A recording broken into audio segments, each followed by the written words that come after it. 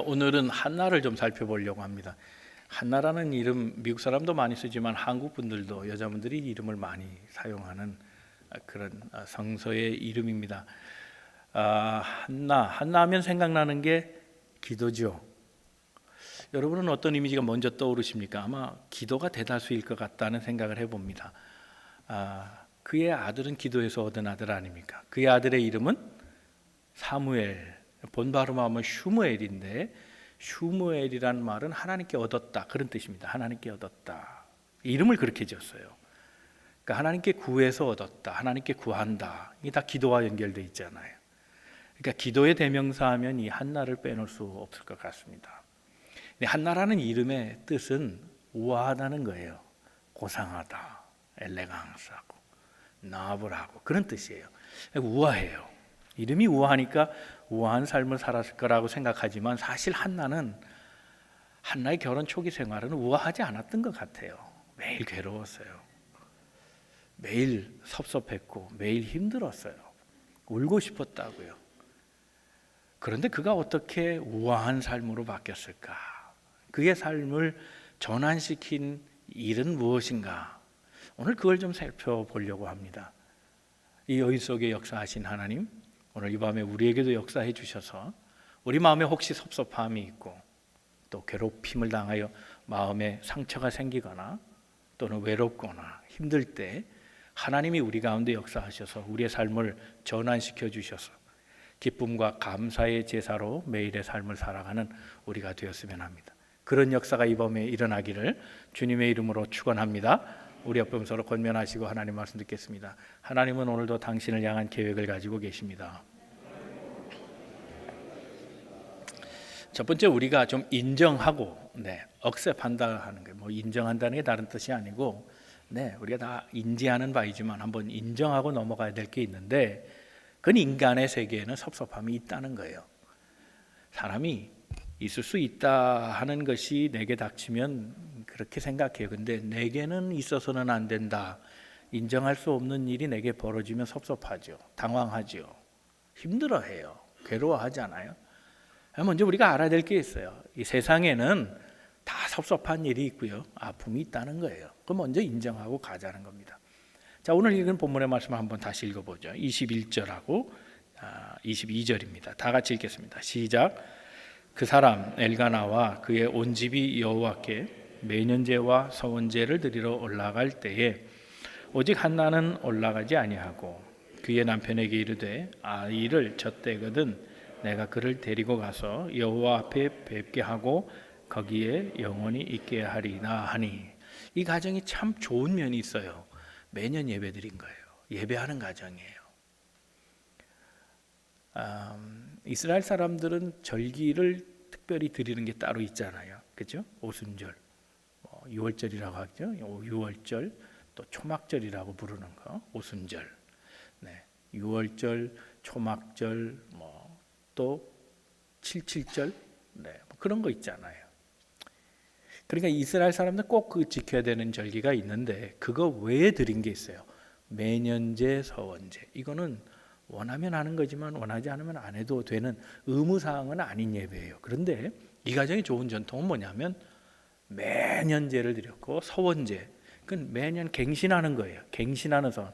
한 번 서원하고 평생 가는 게 아니고 1년마다 갱신하는 그런 예배인데 이 가족이 다 그렇게 예배를 드렸다는 겁니다.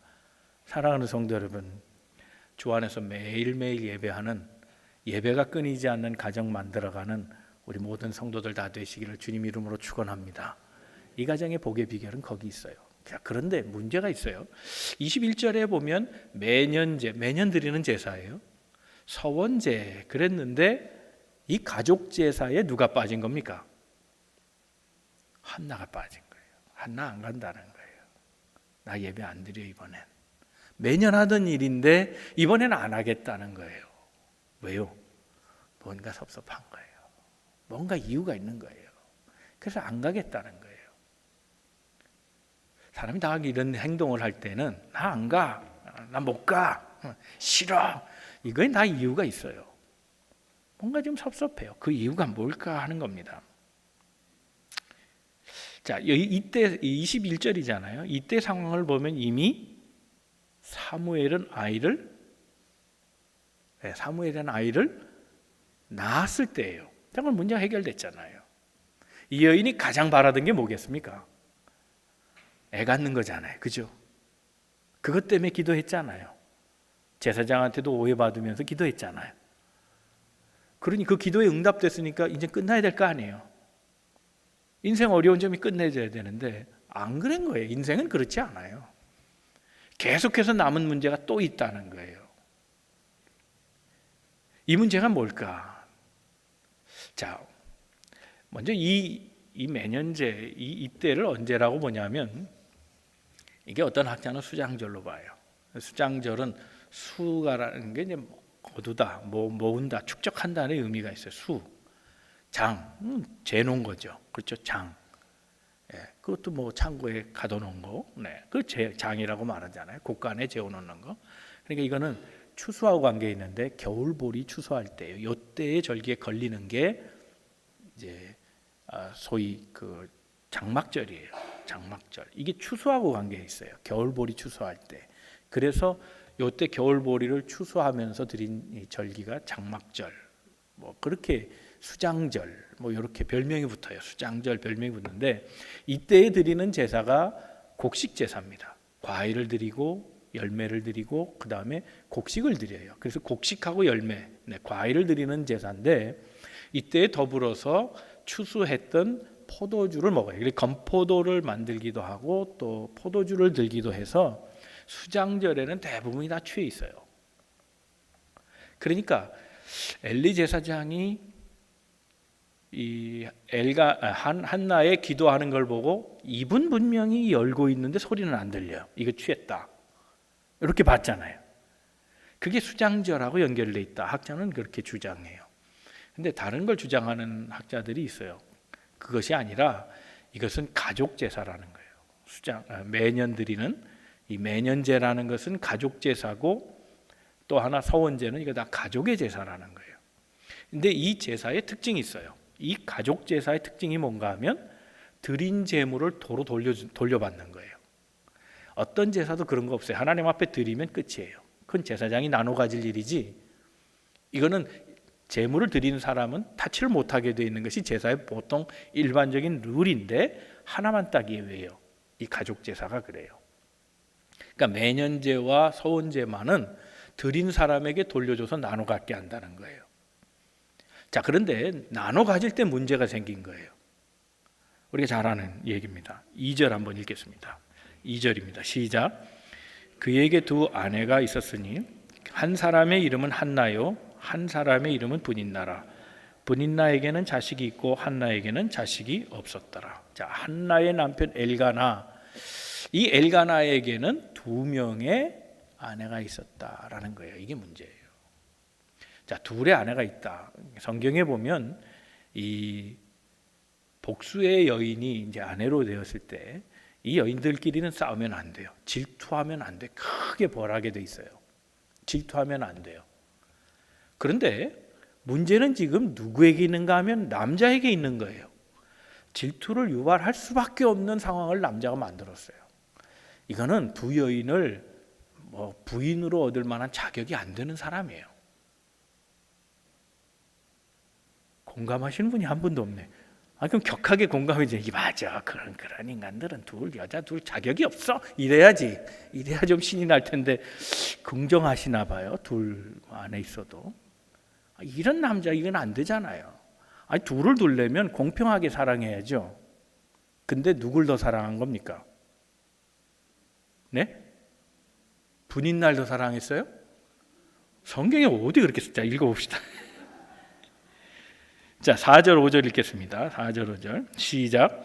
엘가나가 제사를 드리는 날에는 제물의 분깃을 그의 아내 브닌나와 그의 모든 자녀에게 주고 한나에게는 갑절을 주니 이는 그를 누굴 더 사랑했다고요? 왜요? 예? 애가 없으니까 마음이 더 쓰인 거예요. 자, 그런데 한나를 더 사랑한 것을 티를 내면 어떤 결과가 올까요? 분인나의 질투가 동하는 거예요. 자, 서원제는 드린 재물을 돌려준다 그랬잖아요. 자, 돌려받을 때 어떻게 분배해야 돼요? 사람 수에 맞춰야 될 거 아니에요. 그래야 공평한 거 아니에요? 그렇죠? 그렇다면 분인나가 더 많이 가져야 합니까? 한나가 더 많이 가져야 합니까? 분인나죠. 왜? 자식이 있으니까. 그렇게 해야 마땅한데 그렇지 않아요. 오히려 분인나보다 혼자 있는 한나에게 얼마요? 갑절. 요즘은 이렇게 하면 안 된다 그러더라고요. 이렇게 해라 그러더라고요. 옛날에 이렇게 하면 욕이었어요. 근데 요즘은 이렇게 하면 안 된대요. 왜 그러냐? 그러니까 사진을 확대하고 지문을 뭐 인식해갖고 요거 갖고 또 장난을 친대나 그래갖고 이렇게 하면 안 된대요. 요즘은 또 공항에 왔다 갔다 하면 이 홍채 갖고 또 그러잖아요. 그래서 요렇게 하면 안 돼, 요렇게 하면 안 되고 요렇게 찍으라 그러더라고. 별 희한한 세상이 다 됐는데 2배 편애한 거예요. 편애했으니 질투가 나는 거죠. 사랑한다고 사랑했는데 결과로 돌아온 건 뭐냐면 자기 사랑하는 자를 분인나가 더 학대하게 된 거예요. 이 꼴을 못 보겠다는 거예요. 이게 분인나의 한나의 화였어요. 그래서 제사 안 가는 거예요.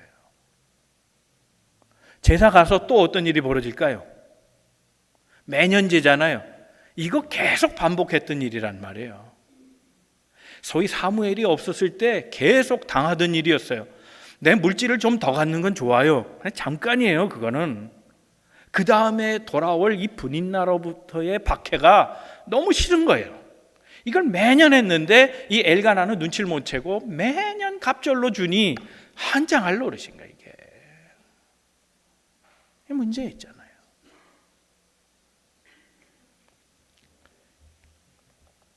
이 당시로 보면요, 이 가부장적인 사회, 뭐 남자가 하나가 뭐 여자 4까지 둘 수 있으니 말이죠.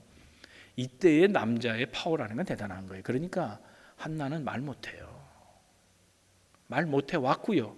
소위 사무엘이 있기 전까지는 얘기도 못한 거예요.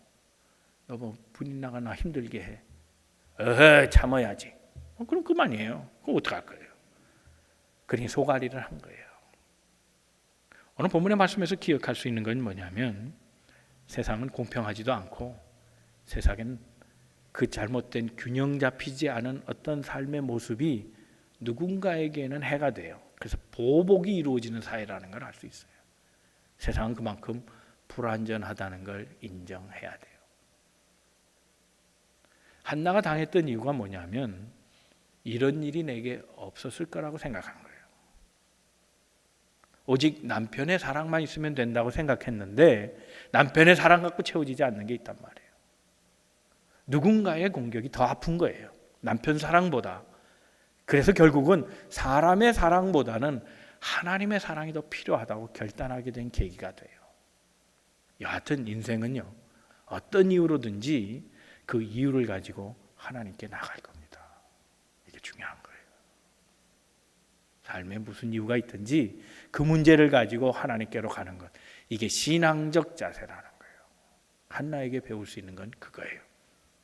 오직 소원 하나 사무엘 낳는 거였어요. 그러나 그것 갖고 인생이 해결된 건 아니었더라고요. 또다시 하나님께로 향하는 거예요. 사무엘의 문제를 놓고 하나님 앞에 나아갔던 이 한나는 분인나의 문제를 놓고 하나님께 나아갔고 남편의 문제를 놓고 하나님 앞에 나아간 거예요. 이게 신앙인의 태도라는 겁니다. 삶의 어떤 어려움을 만나도 하나님께 집중하고 주께 나와 기도하는 우리 성도들 다 되시기를 주님의 이름으로 축원합니다. 두 번째 생각할 것은, 자, 세상이 그렇다 그러면 그냥 그런 거냐? 아니에요. 이걸 해결하고 가야 돼요. 서운함은 털고 가자. 한번 같이 따라해 주시겠습니까? 서운함은 털고 가자. 씻고 가야 돼요. 서운함을 털지 못하면 그 다음 진행이 안 돼요. 서운함에 끌려다니시. 서운함을 해결 못하면 평생 서운한 거예요. 죽을 때까지 서운해요. 인생을 그렇게 살 수는 없잖아요. 한나가 그걸 알았어요. 결단해요. 끌려다니지 말자는 거예요. 이 상황을 내가 한번 종식시켜야겠다. 더 이상 이런 상황을 매년 반복할 수는 없다. 딱 결단하고 생각한 게 뭐냐면 안 가겠다는 거예요. 제사 안 가겠다는 거예요. 그럼 남편에게 양해를 구해요. 애가 젖을 뗄 때에 가겠다 하는 거예요. 애 젖 뗀 다음에는 내가 이걸 하나님께 드린다. 당신도 못 봐. 그 얘기예요. 내가 영원히 당신이 이 아들 못 보게 하나님 집에 내가 맡기고 올 거라고 얘기해요. 동의해요.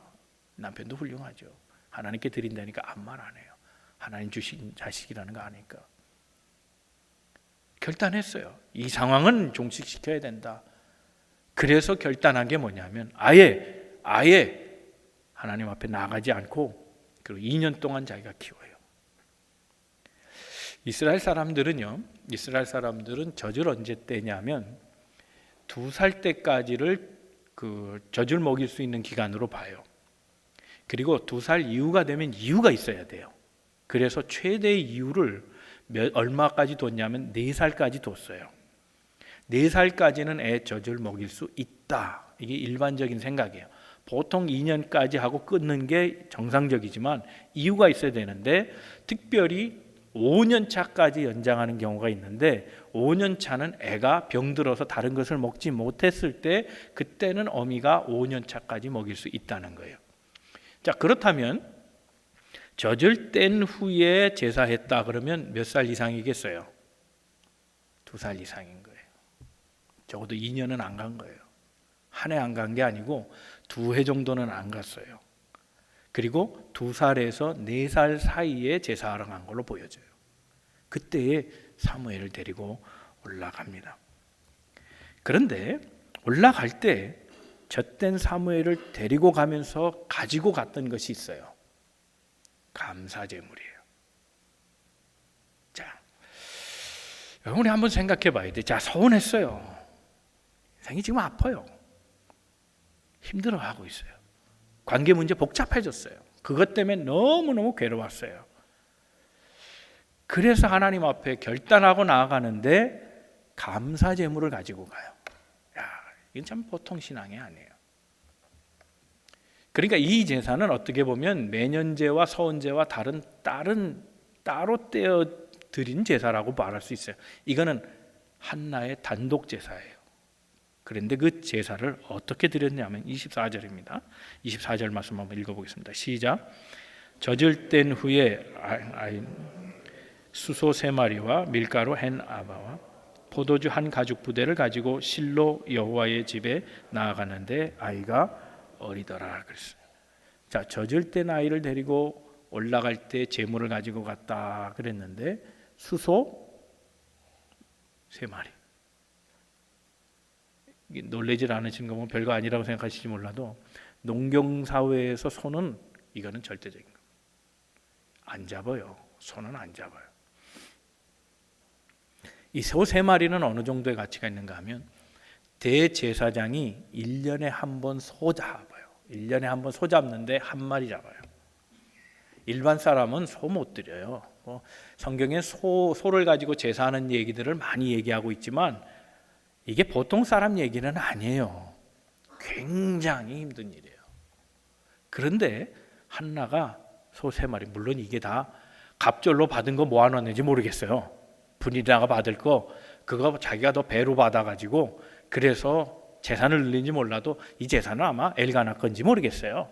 하여튼 집에 있는 거 다 갖고 온 건지도 몰라요. 소 3마리예요. 그리고 한 에바 드렸다 그랬어요. 이 한 에바가 얼마냐면 한 에바는 23리터 정도 돼요. 이 분량이 어느 정도 될까요? 23리터 되면 한 이만큼 될까요? 근데 일반인의 제사는 얼마냐 하면 10분의 1이에요. 10분의 1만 드리게 돼. 10분의 1 에바를 드리게 규정이 되어 있는 거예요. 그런데 지금 몇 배를 드린 거예요? 10배를 드린 거예요. 거기에 가죽 한 푸대로 포도주 딱 채워가지고 제사하러 갔어요. 어마어마한 제사를 드린 거예요. 근데 이게 다 감사제물이라는 거예요. 감사제물. 여러분, 섭섭함과 이 감사가 양면으로 지금 깔려 있어요. 섭섭함을 끊고 나서 감사가 이어지는 거예요. 여러분, 인생을 감사하려면 섭섭함이라는 걸 먼저 정리해야 돼요. 그러면 그렇게 내 이 아픔을 끊어야겠다는 결단이 생길 때 그때 다음이 시작되는 거예요. 이게 동시에 가질 않아요. 마음의 섭섭함, 그걸 끝내지 않으면 그 사람은 기쁨도 없고 감사도 없고 행복하지 않은 거예요. 그걸 동시에 한다? 불가능한 일이에요. 난 그걸 알았어요. 더 이상 이렇게 살 수는 없다. 그렇게 삶을 확 전환해 버렸어요. 감사 제물을 드리자. 하나님께 감사하자. 그렇게 간 거예요.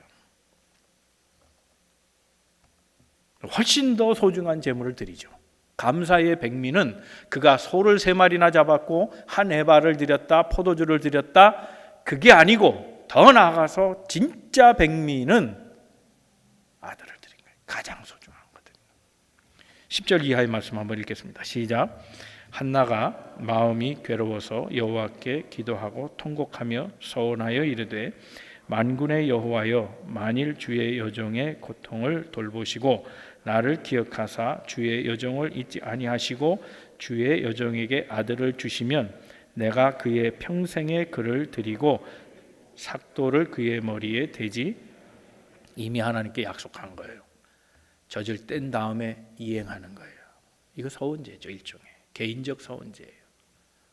가족과 함께 드리지는 않았지만 이건 서원제 드린 거예요. 그 약속을 이행하는 거라고요. 아이를 얻기 전에 하나님 아이 주시면 제가 삭도를 머리에 대지 않고 키우다가 하나님께 드리겠습니다. 이게 우리가 흔히 얘기하는 나시린이잖아요. 여러분, 나시린을 평생 동안 나시린 한다. 이거 성경에 몇 명 안 돼요. 삼손이 그랬죠. 사무엘이 그랬어요. 그 외에 또 누가 있나요? 이스라엘의 나시린은 나시린 제도 자체가 템포럴이에요. 평생의 것이 아니에요. 얼마나 힘들면 그렇겠어요. 비참하게 살아야 하거든요. 뭐 목욕도 안 해요. 삭도 머리에 안 대고 머리 안 감아요. 그건 얼마나 거지 같겠어요. 옷도 남루하게, 그리고 즐기는 거 하나도 못해요. 포도주 못 먹죠. 시체 못 만지지. 가야 할 곳도 정해져 있고, 이게 매일 기도만 하고 하나님께 쓰임받기 위해서 늘 준비되어 있고, 이제 너무 힘든 거예요. 그래서 대개 몇 달 하고 끝내요. 이걸 평생 한다는 것은 본인한테도 힘들지만 그거를 그렇게 하게끔 한 어머니 한나로서는 정말 괴로운 일일 거예요. 내 자식이 그렇게 평생 살아야 간다는 거, 그게 나로 인한 서원으로 된 거라면 이 엄마의 마음이 얼마나 무겁겠어요. 굉장히 큰 고통이에요. 내가 내 자식을 그렇게 재미도 못 보고 말 인생 즐기지도 못하게 하고 하나님께 드렸다. 만약에 자식이 원망이라도 한다면 부모로서는 할 말이 없는 거잖아요. 근데 그걸 이행해요. 젖대고 나서 남편에게 얘기하죠. 22절에 보면 22절에 내가 이 아이를 바칠 테니까 당신 신경 쓰지 말아요. 내 약속대로 바칩니다. 오늘이 마지막입니다. 그 얘기예요. 그리고 아들을 데리고 올라갔다는 거예요. 귀한 것을 드리면서 감사로 정리하는 걸 알 수 있어요. 이거 쉬운 태도가 아닙니다. 우리는 우리의 관점에서만 보잖아요. 억울한 거 풀어주세요. 섭섭한 거 씻어주세요. 그걸로 끝난다면 신앙인이 아니에요. 돌을 쌓는 사람도 그 정도는 해요.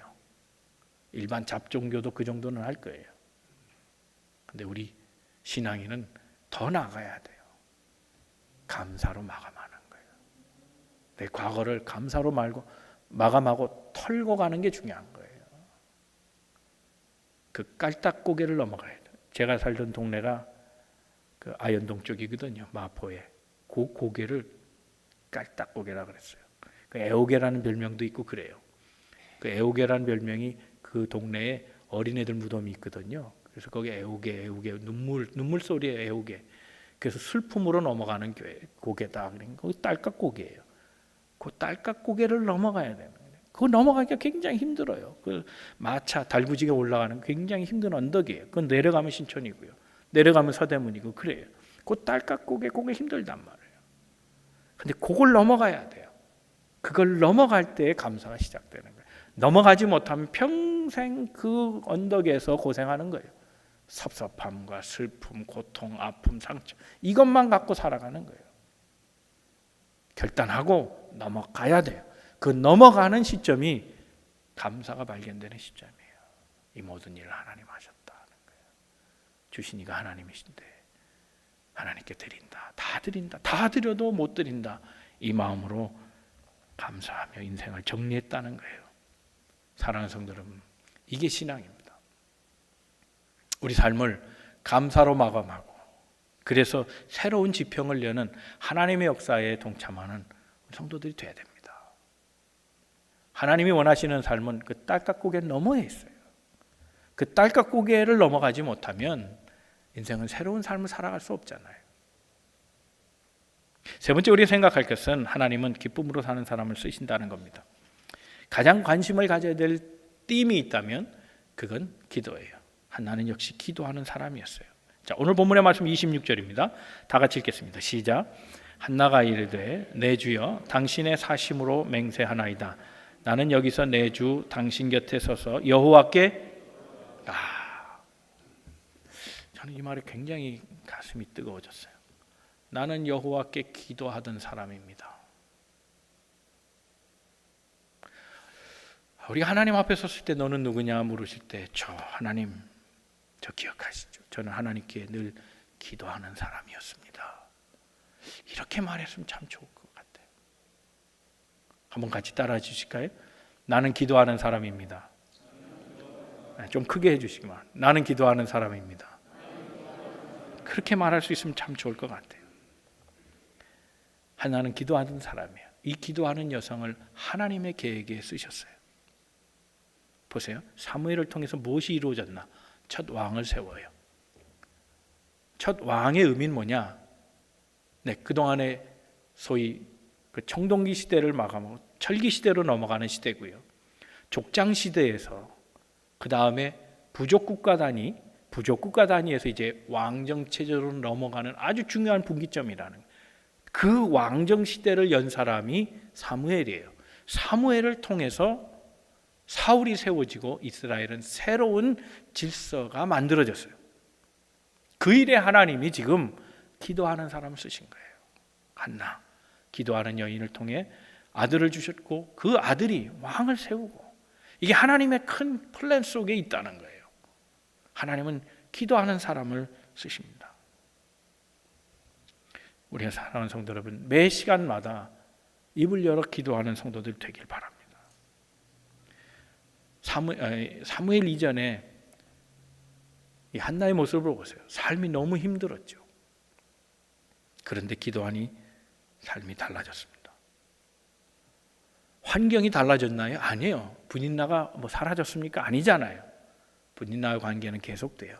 그런데 그의 삶엔 더 이상 불평은 없어요. 힘들다는 말이 없어요. 환경은 그대로지만 삶이 달라졌기 때문에 그런 거예요. 우리 한번 진지하게 생각해야 돼요. 환경이 달라지면 내 삶도, 내 삶이 그 환경에 따라 좌우된다면 우리는 신앙인이 아니에요. 기도하는 사람 아니에요. 환경이 좋을 때만, 환경에 문제가 없을 때만, 그때만 내가 신앙인이라고 말한다면 반쪽짜리 신앙이죠. 신앙인은 환경이 달라져도 믿음은 그대로여야 하는 거예요. 우리 많은 경우에 환경의 변수 때문에 자기를 못 지켜요. 아직 너무 약한 거예요. 너무 약한 거예요. 좀 커야죠. 좀 성숙해야죠. 그 성숙함을 무엇으로 얘기할 수 있느냐? 기도예요. 그러므로 기도가 평가가 되는 가장 중요한 기준이라면 날마다 기도할 거예요.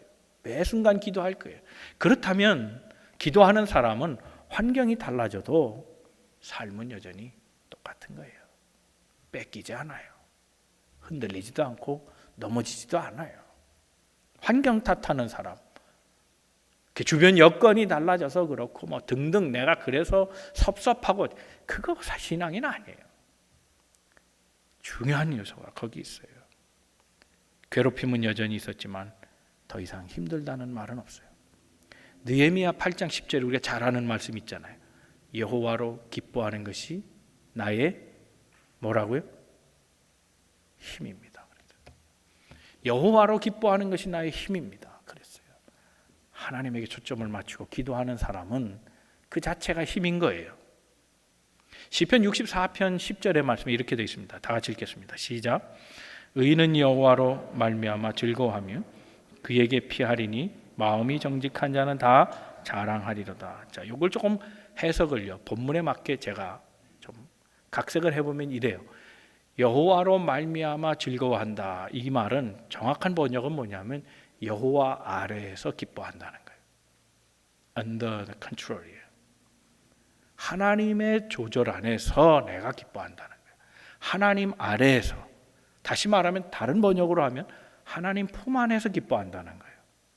그래서 그 다음 말이 그에게 피하리니 그랬는데, 이 피하다는 말이 하사라는 말인데, 하사라는 말은 어둠 속으로 들어가는 거예요.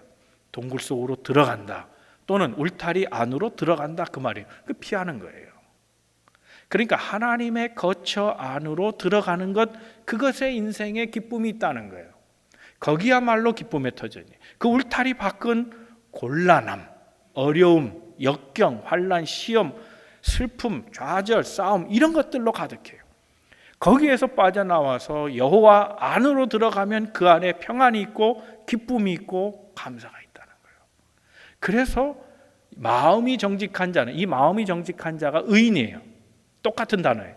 마음이 정직한 자는 다 자랑하리로다 그랬는데, 이 자랑이라는 말이 히브리어 본문에는 할렐루 돼 있어요. 할렐루야 할 때 할렐이에요. 즉 할렐은 뭐냐? 찬양하다는 거 아니에요. 할렐루 그러면 찬양하라예요. 할렐루야 그러면 찬양합니다고. 그러니까 할렐이라는 말 찬양인데, 이렇게 내가 하나님 안에서 기쁨을 얻고 안식을 얻고 평안해질 수 있다면 나는 언제나 하나님을 찬양하고 살 겁니다. 그랬어요. 즉 기쁨은 찬양과 연결되고, 그 찬양은 하나님으로 말미암은 거예요. 그래서 기도하는 자에게는 곧 그 기도가 하나님이 피난처 되심을 아는 것이고, 그 하나님의 피난처 안에서 하나님과 교통하고 살 때 인생의 섭섭함은 끊어지고 하나님 앞에 감사함만 계속된다는 거예요. 이게 중요한 거예요. 여러분, 하나님은 이렇게 기뻐하시는 사람을 쓰는 겁니다. 여러분, 최근에 박항서 감독이 아주 유명해졌습니다. 작년엔 수지키크 부상했고 무슨 뭐 대회마다 지금 우승하고 결승 올라가고 뭐 그렇더라고요. 근데 이 사람이 인터뷰하는데 기자들에게 한 말이 있어요. 이게 일반 신문에는 나온 데도 있고 안 나온 데도 있는데, 기자들한테만 이제 얘기된 게, 나는 항상 기도합니다 그랬다는 거예요. 인터뷰할 때 나는 항상 기도합니다. 아, 그 말이 얼마나 자랑스럽고 감사한지 몰라요. 시합마다 기도. 근데 그 부인의 이름이 정아예요. 어디 갔어? 신정아예요. 근데 만정아는 아니고 신정아. 신정아 권사님이랍니다. 이 권사님은 항상 시합 2시간 전부터 기도한대요. 2시간 전부터. 그걸 늘 해왔다는 거예요. 경남 함안의 가나안 교회 다니는데, 이 베트남에서도 베트남 현지 교회를 나가고 있습니다. 이게 선교사님 교회인데, 베트남 현지에서도 기도하고, 또 고국에 있을 때는 경남 함안 거기 가나안 교회에서 2시간 전에 카톡으로 전교인한테, 지금 우리 남편이 이제 조금 있으면 축구를 시합을 합니다. 기도해 주세요. 기도하는 권사라는 거예요. 부부가 다 기도하는 사람이에요. 이 사람이 유명해진 거 그렇게 저한테는 중요하지 않아요. 연봉을 얼마 받는 거 중요하지 않아요. 저한테는 제게 중요한 일이 뭐겠어요? 이 사람이 기도하는 사람이라는 거. 이게 얼마나 저한테는 감동인지 몰라요. 기도하는 사람은 하나님 쓰시는 거예요. 우리가 한나를 통해 사무엘이 낫다 안 낫다 그게 중요한 게 아니라, 그렇게 됨으로 하나님이 그를 쓰셨다는 거예요. 기도하니 하나님은 하나님의 역사 가운데 늘 괄시받고 천대받던 서러움에 있던 이 여인을 하나님 쓰셨다는 거예요. 그런 말씀 정리합니다. 다시 돌아가면 이런 얘기예요. 하나님 앞에 쓰임 받으려면 섭섭함이 없어야 되는 거예요. 교회 모든 시험은 다 섭섭함에서 시작돼요. 그 섭섭함은 대단한 게 아니에요. 내 목숨을 좌우하는 그런 문제가 없어요. 별거 아닌 것 같고 섭섭해요. 섭섭하지 않을 것 같고 섭섭한다고.